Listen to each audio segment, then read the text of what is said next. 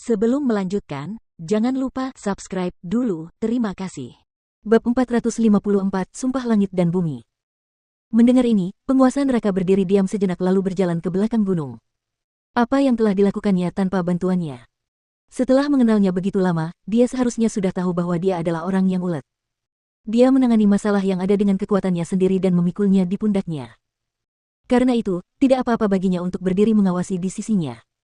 Selain itu, dunia ini begitu besar, jumlah orang yang lebih kuat darinya terlalu banyak. Dia adalah orang yang ingin keluar dari negara kecil kelas 9. Mustahil baginya untuk melindunginya sepanjang waktu. Jika dia selalu melindunginya, dia takut dia akan mengalami lebih banyak kesulitan di masa depan.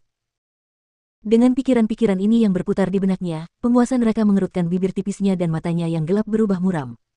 Dia tidak mampu mengungkapkan perasaan yang membingungkan ini. Sementara itu, di belakang gunung. Pada saat ini, Feng Jiu memanggil semua pengawal Feng di depannya untuk pertama kalinya.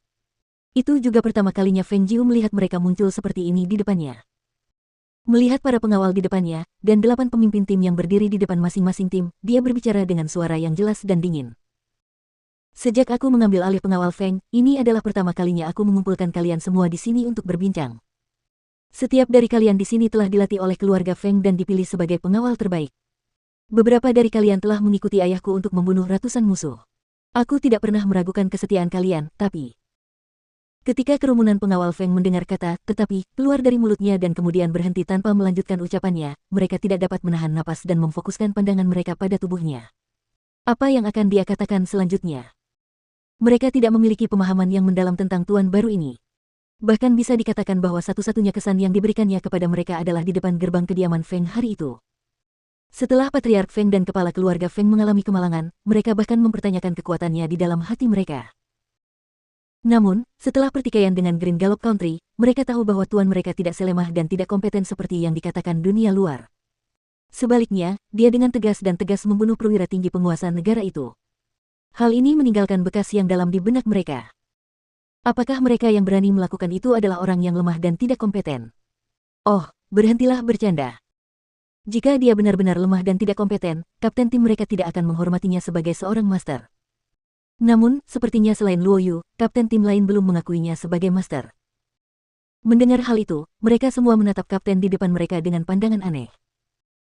Feng Jiu melirik ke arah kerumunan dan suaranya yang jernih dan dingin terdengar lagi. Tapi, aku ingin kalian mengakui aku sebagai tuan lagi. Bersumpahlah di hadapan langit dan bumi. Bersumpahlah untuk setia hanya kepadaku dan jangan pernah mengkhianati keluarga Feng. Mendengar ini, semua orang terharu. Bersumpah di hadapan langit dan bumi. Mereka semua tahu bahwa sumpah semacam ini membentuk kontrak dengan energi dalam diri mereka. Begitu sumpah ini diucapkan, jika ada pengkhianatan, bahkan tanpa hukuman dari sang guru, langit dan bumi akan menghukum pengkhianat itu dengan petir surgawi. Meskipun mereka adalah pengawal Feng, mereka tidak pernah bersumpah seperti itu. Apa arti sumpah ini? Apakah tidak cukup untuk mempercayai mereka? Semua orang gemetar memikirkan hal ini. Bukannya mereka tidak ingin melakukannya, tetapi mereka merasa sedikit aneh. Mengapa repot-repot melakukan lebih dari yang diminta ketika dia tidak meragukan kesetiaan mereka?